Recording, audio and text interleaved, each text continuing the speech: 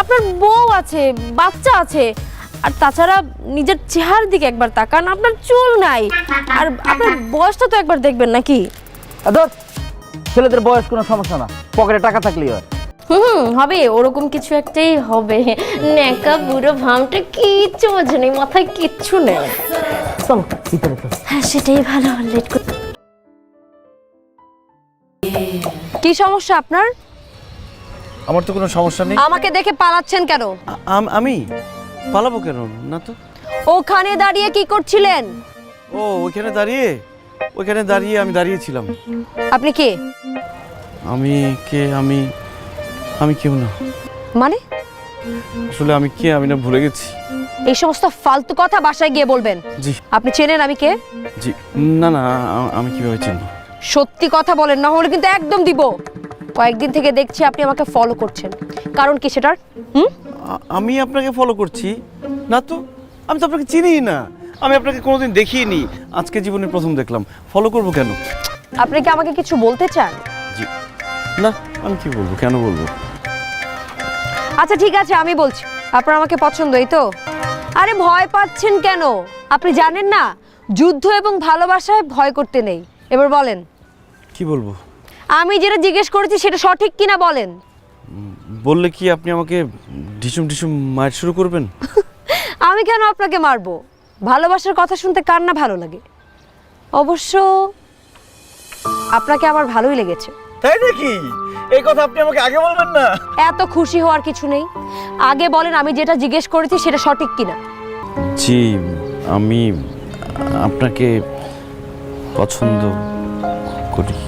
এরকম ভাঙা রেডিওর মতো বললে তো হবে না, স্পষ্ট করে বলতে হবে আমি আপনাকে পছন্দ করি। জি, আমি আপনাকে পছন্দ করি। ভেরি গুড, সেটা আমি আগেই বুঝতে পেরেছিলাম যখন আমি দেখলাম আপনি আমাকে ফলো করছেন। সেই জন্যই আপনাকে মিথ্যে কথা বলে আপনার থেকে সত্যটা বের করলাম। দেখেন, আমি না খুব ভীতু টাইপ মানুষ। আপনাকে আমার কেন পছন্দ তো জানেন? আপনি খুব সাহসী, আপনি আমাকে দেখে রাখতে পারবেন, সারা জীবন আমাকে বিপদ থেকে রক্ষা করতে পারবেন। ভরসা করার মতো একজন মানুষ পাশে থাকলে জীবন তো অনেক সুন্দর হয়, তাই না? কি মানে আপনি একজন ছেলে হয়ে আমাকে এই কথা বলছেন? আপনার লজ্জা লাগছে না? না না, লজ্জা কেন করবে? আমিও মানুষ, আপনিও মানুষ, ছেলে মেয়ে কেন পার্থক্য করছেন? ও মানে আপনাদের স্বার্থের প্রয়োজনে এখন ছেলে মেয়ে সমান অধিকার হয়ে যাচ্ছে, কিন্তু নর্মালি তো আপনারা ছেলেরা মেয়েদেরকে খুব ডমিনেট করে। যেটা সঠিক মনে হয়েছে সেটাই বললাম আমি। শুনুন, আমি আমার বাবা মার একমাত্র সন্তান। আমার বাবা আমাকে শিখিয়েছে সমাজে নিজেকে একজন মেয়ে হিসেবে নয়, মানুষ হিসেবে প্রতিষ্ঠিত করবে, স্বাধীনভাবে চলাফেরা করবে, এবং আমার বাবা আমার মতোই ছেলে পছন্দ করে যে সবসময় বিপদে আপদে আমাকে রক্ষা করবে। আমি তো নিজেকে রক্ষা করতে পারি না, আপনাকে কিভাবে রক্ষা করব? সেই জন্যই আপনার মতো ছেলে আমার পছন্দ না।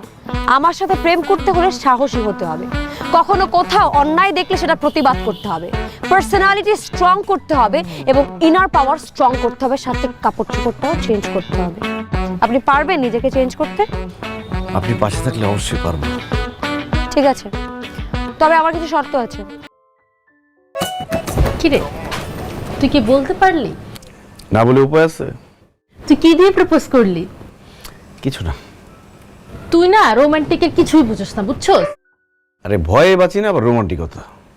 যাই হোক, পরে কি হলো? রাজি হইছে? আপাতত বন্ধুত্ব। শুরুটা তো হইলো। সেটা হয়েছে, কিন্তু সে বলছে সে যেটা করতে বলবে সেটা করতে হবে, যদি করতে পারি তাহলে সে নিজেই আমাকে প্রপোজ করবে। তুই যে ভীতু আর অলস, তোর মতো ছেলে সবকিছু করবে? একবার ভাবি এসবের আর কোনো দরকার নেই, পরে আবার মনে হয় লাইফটা যদি চেঞ্জ হয়ে যায় খারাপ কি? দেখিস কোনো গুবলেট পাকা ফেলিস না। মুরব্বীদের মতো কথা বলিস না তো, যাই এখান থেকে। তোমার আমি অনেক ভালোবাসি। লজ গো সিনেমা দেখবাম, সিনেমা দেখিয়া এক লগে রাইতে বেলা খায়াম। তাই নাকি? আপনি সত্যি বলছেন? আমি তোমার সত্যি অনেক ভালোবাসি, মিথ্যা কথা কইতাম কে? আপনি আমাকে এত ভালোবাসেন? হেই, তোমার কি সন্দেহ আছে? সন্দেহ তো একটু থেকেই যায়। আচ্ছা ঠিক আছে, চলেন আমরা বিয়ে করে ফেলি।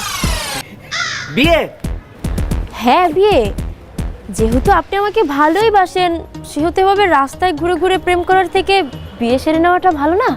না মানে আমি কইছিলাম কি যে তোমার আমার প্রেমের সম্পর্কটা একটু জমুক। আচ্ছা আপনি বুঝতেছেন না কেন? আপনার বউ আছে, বাচ্চা আছে, আর তাছাড়া নিজের চেহারার দিকে একবার তাকান, আপনার চুল নাই, আর আপনার বয়সটা তো একবার দেখবেন নাকি। ধর, ছেলেদের বয়স কোনো সমস্যা না, পকেটে টাকা থাকলেই হয়।